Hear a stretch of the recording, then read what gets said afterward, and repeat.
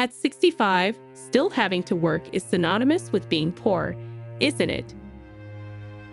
Till that moment, her demeanor had been nothing but cheerful. Yet as she neared me, a malevolent smirk crept onto her face. A recent addition to the workforce in her 20s, speaking discreetly to avoid others overhearing, cast a judgmental gaze upon me, a part-time worker, and then sauntered off without a word.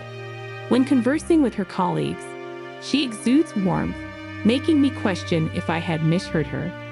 Her abrupt change in demeanor reflecting on our initial interaction was undeniably intense. But that was merely the tip of the iceberg. My name is Mara Coleman, a part-time employee at Global Mart, a renowned national supermarket chain with stores recently proliferating across all 50 states. The branch where I work remains a quaint countryside outpost, despite its lack of glitz compared to the ever-expanding new locations, and its slight antiquated charm fosters a cozy atmosphere, attracting a loyal local clientele. I joined the workforce here in my 20s, shortly after tying the knot. In the past, it resembled more of a quaint general store rather than a sprawling supermarket. As the years passed, the town, its inhabitants, and the store underwent transformations, evolving into a nationwide chain. I temporarily stepped away from work to focus on raising my child, but once my parental responsibilities lightened, my affection for the store drew me back. Now, as the longest-serving member of the team, I find myself meticulously attending to every minor detail. Oh my, this floor could use a good cleaning, I muttered to myself as I bent down with a rag in hand, ready to scrub away. Suddenly, a voice pierced the silence. "What on earth are you doing crouched there? You're blocking the way." Surprised, I spun around to find a young woman with her hair fashioned into two bunny-like knots, clad in a Global Mart uniform. Though unfamiliar to me, as I pondered whether she was a new recruit, she folded her arms and shot me a stern look. There's no point in doing useless tasks, but cleanliness is crucial for the store. Cleaning a spot that no one sees is just a waste of time, isn't it? Don't you dare talk back to me. You're just a part-timer, she snapped, catching me off guard with her sudden appearance and burst. Later, our manager introduced me to her, Juliana, a recent graduate who had joined Global Mart that spring and was assigned to our store for initial field training. Juliana greeted the assembled part-time and temporary staff with a begging smile. "Please be kind to me. I'm determined to work hard." Her cheerful disposition was a stark contrast to her earlier demeanor. Perhaps her earlier harsh words were merely a product of first-day nerves. Lost in thought, I watched as Juliana finished her introductions and made her way over to me. "You're Mara, right? I've heard you're the most experienced person here." "Yes, I've been here for quite some time," I replied. "Well, it's quite obvious you're older," Juliana remarked, her smile vanishing, replaced by a sneer. "Working at 65, one must be in dire straits financially." Excuse me," I stammered, taken aback by her unexpected comment. Juliana leaned in close, her words intended for my ears only. Shocked into silence, I watched as she chuckled and returned to the manager's side. Her interaction with the manager mirrored her earlier amiable demeanor. I initially brushed off the sudden shift in her attitude, chalking it up to a misunderstanding. However, whenever Juliana and I found ourselves alone, she would hurl derogatory remarks my way. Once, as I labored to move heavy items, she remarked, "Even at your age, must you subject yourself to such strenuous work for survival?" How pitiable! Though her expression feigned sympathy, her crossed arms and rigid posture betrayed her contempt. On another occasion, upon witnessing me take home some leftover deli food, she sneered, "How destitute are you? Not ashamed?" Her tone dripped with mockery. And yet again, she quipped, "You're not exactly proficient at your job for someone your age. Perhaps you sell more in flattery than in actual salesmanship." Such were her mannerisms, consistently scornful whenever we were alone. However, the wisdom accrued over the years had taught me not to be ruffled by the words of someone young enough to be my daughter. I chose to overlook her behavior and let it slide. However, Juliana appeared to take issue with my approach, and her conduct took a turn for the worse. On a bright, sunny day, I found myself aiding a regular customer who grappled with vision impairment, often requiring assistance in selecting her items. "I'm sorry for the inconvenience," she apologized. "No inconvenience at all. Thank you for choosing us. Take care on your way home," I reassured her, seeing her off with a warm smile. Upon returning inside, I was met with Juliana, her hands planted firmly on her hips, though her voice was hushed to avoid drawing attention from other customers and staff. Her eyes bore a scornful glare. "What were you doing?" she questioned.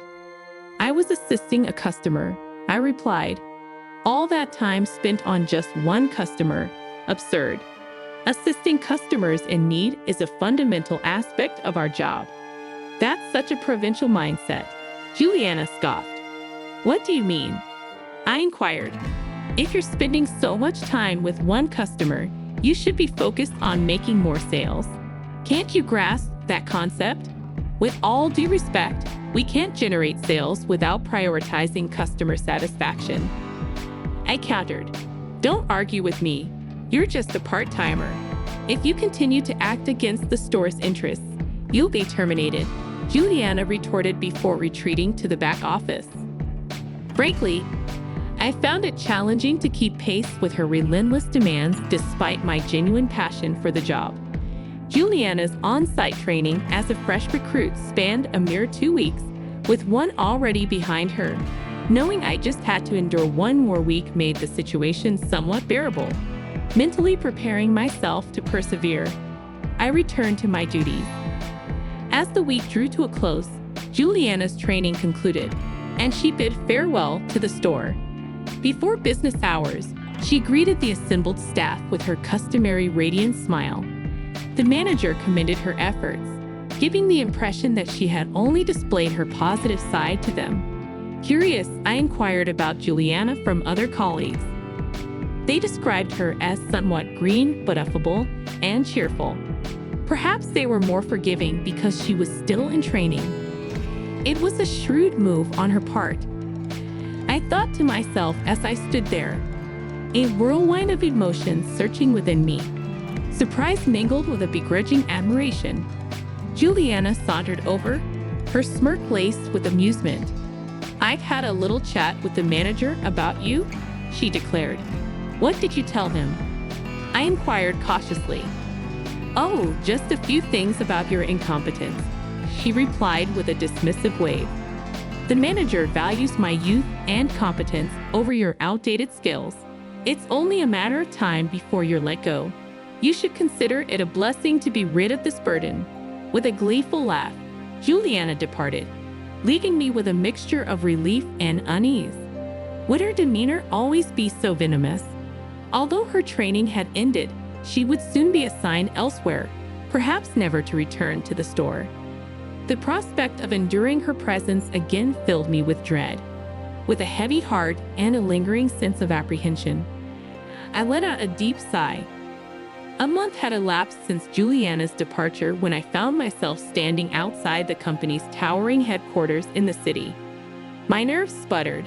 Visits to headquarters were rare for me. Gazing up at the imposing structure, I took a moment to steady my racing heart. "I can't linger here forever," I muttered to myself, feeling the tug of urgency. With a quick adjustment of my jacket, I hastened inside the building. After completing my task, I realized it was already well past lunchtime. Having missed my meal, I made my way to the employee cafeteria nestled within the premises.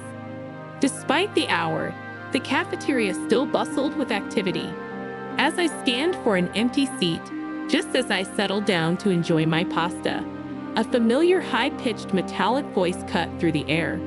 Without needing to turn around, I recognized whose voice it belonged to. "Why is an old lady, I mean you here at headquarters?" Juliana's voice swiftly followed by her boss's presence. She must have caught herself, aware that such a remark wouldn't fare well in front of her superior. Strong-willed against the vulnerable yet meek in the presence of authority. Perhaps that was Juliana's nature. Suppressing a smile, I replied, "I had a meeting scheduled here today. A meeting for someone like you. Just a part-timer," she retorted. "Every perspective from the field holds significance. Don't belittle it," I countered calmly. "The input of a low-level part-timer like you isn't required." Juliana shot back. "Are you out of your mind?" she began, her voice initially restrained but escalating as she continued, oblivious to her boss's shocked expression and my own. Juliana continued her tirade. "Are you even listening? I detest women like you who persist in working into old age. I find fulfillment in my work, and I'm grateful for the opportunity, even at my age," I asserted. Juliana's response was swift and disdainful. "It's repulsive. Spare me the sight of your pathetic existence. Listen here, there's this person from my training, utterly useless yet refuses to leave. She's dragging down the store. She should be terminated," Juliana continued, her disdain evident. Intervening before Juliana could say more, her boss stepped in front of me, serving as a buffer. It was Bert who addressed Juliana next. "I've heard about you from Mira, but forming judgments solely based on hearsay is hardly fair. I wanted to assess the situation firsthand. Now, let's not escalate matters," he said, trying to calm the situation. "What?" "I overheard your conversation with Mira earlier. It seems you're not a good fit for our company," Juliana countered, her tone defiant. "Please hold on. There's been a misunderstanding," I interjected. "Indeed, it's all just a misunderstanding. Allow me to clarify. We can call the manager from the training store. He can attest to my dedication and performance," I proposed. "I've already spoken with the manager," Juliana's boss revealed. "I was well aware of your actions behind the scenes. I requested him to stay quiet about it, given your status as a trainee. From the outset, I have reported Juliana's misconduct to the manager, aiming to shield other staff members from its effects. However, in the hope that she might amend her behavior as a new employee, we refrained from taking immediate action. Unfortunately, it appears that hope was misplaced. As I elucidated the situation, Juliana appeared utterly dumbfounded, her mouth gaping open and closed like a fish out of water. I offered her a sympathetic smile. Those who jeopardize the store's well-being inevitably face consequences, don't they? With a flush creeping up her cheeks, Juliana wordlessly sank into her seat. Her boss extended profuse apologies to us before escorting the deflated Juliana away. Subsequent investigation revealed that she was a relative of the HR manager and had secured her position through illicit means.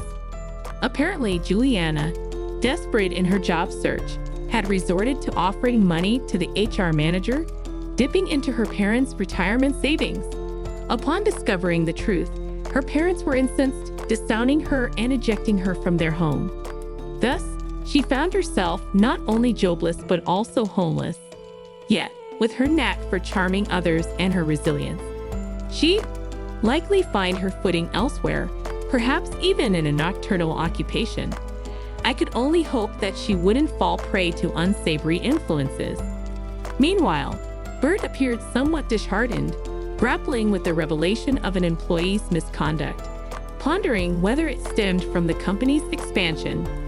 I offered him reassurance. "Let's return to our roots and collaborate at the store once more." Bert's face brightened with a smile. "That sounds perfect," he responded. "Working in the store is my very essence. It's akin to nurturing our own offspring from its inception. I aspire to remain there perpetually, always wearing a smile." With that resolution, we left headquarters, ready to continue our journey at the quaint countryside outpost of Global Mart. As we walked side by side, I couldn't help but feel a sense of gratitude for the connections forged in the face of adversity and the lessons learned along the way. Despite the challenges and the occasional turbulence, I remained steadfast in my commitment to my work and to the community we served.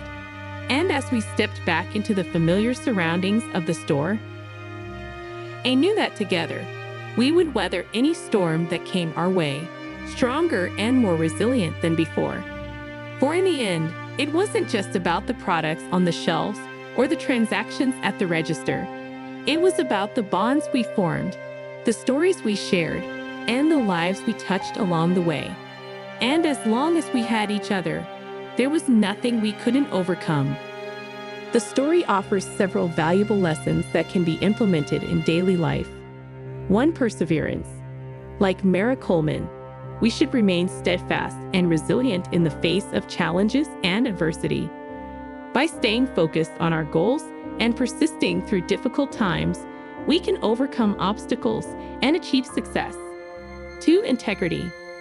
Upholding integrity and staying true to our values is essential. Regardless of external pressures or unfair treatment, maintaining honesty, fairness, and ethical behavior builds trust and respect in personal and professional relationships. 3. Empathy and understanding.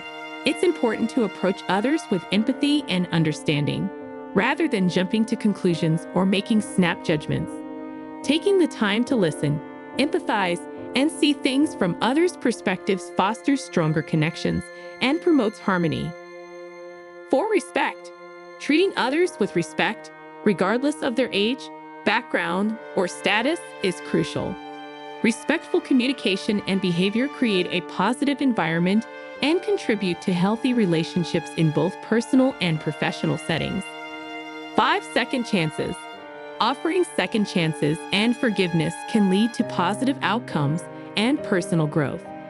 Just as Mara Coleman extends understanding and empathy towards Juliana, giving others the opportunity to learn from their mistakes and improve themselves can lead to reconciliation and mutual respect. By incorporating these principles into our daily lives, we can cultivate meaningful relationships, navigate challenges effectively, and contribute to a more compassionate and understanding society. Thanks for watching and being part of this storytelling adventure. Click the subscribe button to support our storytelling channel.